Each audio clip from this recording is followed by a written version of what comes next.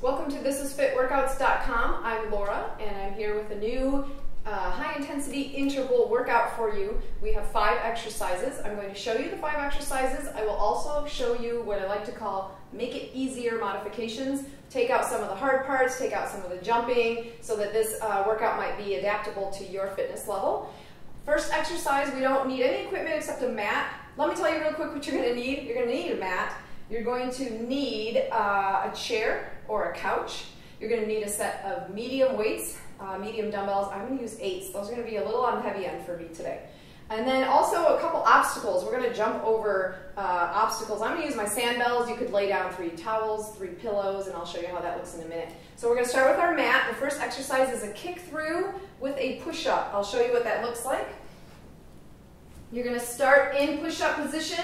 You're going to do a kick through. You're going to take your right leg, reach it under your body as the left arm lifts off. So there's some balance there and some core. In the middle, you're going to throw in a push-up. Then you're going to reach the left leg through and lift the right hand.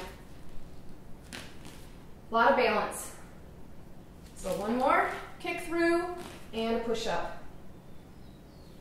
Really, the most challenging part of that kick through is the balance. Obviously, there's upper body strength involved, but a lot of people wobble and we kind of overshoot that once in a while. So you can build up the muscle strength by holding a plank and just reaching the leg through. There's a little bit of rotation there on the hips. And then you can come to center and you can modify the push-up by dropping the knees and lowering the chest to the floor if you can, or as low as you can go. Pop the knees back up, reach just the leg, drop the knees, and do a push-up.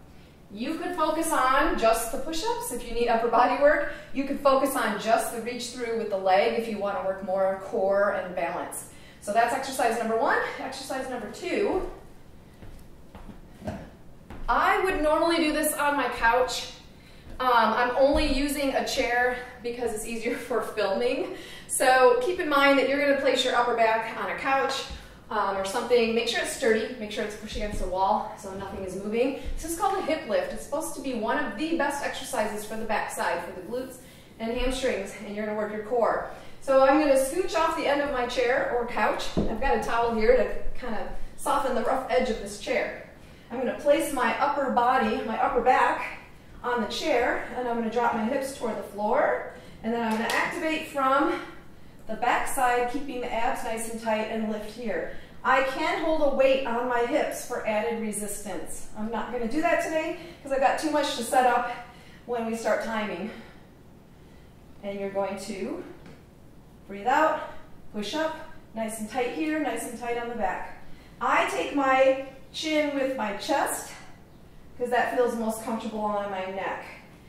And then getting out of that can be a little tricky as well. So that's where the couch is going to come in handy. If you would like to forget about the whole issue with the couch, you can work the same muscles by doing bridge. You're here, you press the hips up, again, activating from the back side, keeping this pulled in nice and tight, and lower down. Breathe out on the way up. Press and squeeze. So that is how you can modify exercise 2. Exercise 3, you are going to want your medium dumbbells.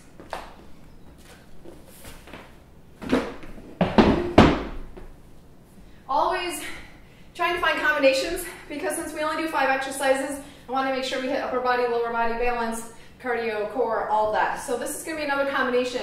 Soft knees, palms forward. You're going to keep your arms straight, but not locking out the elbows. Keep them slightly bent, and you're going to bring these weights all the way overhead. Palms are still facing front. You're here, you're going to rotate those arms, and you're going to do a straight leg deadlift here. Palms forward, all the way up, and then you're going to reach forward. Now, I'm not going all the way to the floor. I'm about mid-shin, a tad lower. Legs are mostly straight, and I'm going to stand. If I want to make that harder, I do the overhead, and then I'm going to do a single leg. And then I stand.